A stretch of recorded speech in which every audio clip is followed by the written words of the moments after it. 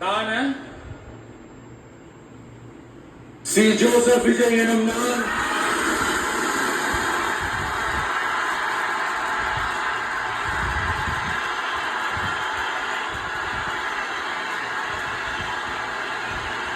சட்டப்படி அமைக்கப்பெற்ற இந்திய அரசியல் அமைப்பின்பால் உண்மையான நம்பிக்கையும் மாறா பற்றும் கொண்டிருப்பேன் என்றும் இந்திய நாட்டின் ஒப்பில்லாத முழு முதல் ஆட்சியையும் ஒருமையையும் நிலை நிறுத்துவேன் என்றும் தமிழ்நாட்டு அரசின் முதலமைச்சராக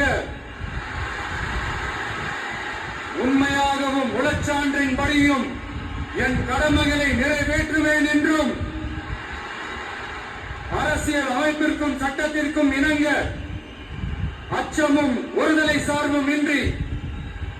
விருப்பு வெறுப்பை விலக்கி பலதரப்பட்ட மக்கள் அனைவருக்கும் நேர்மையானதை செய்வேன் என்றும் ஆண்டவன் மீது ஆணையிட்டு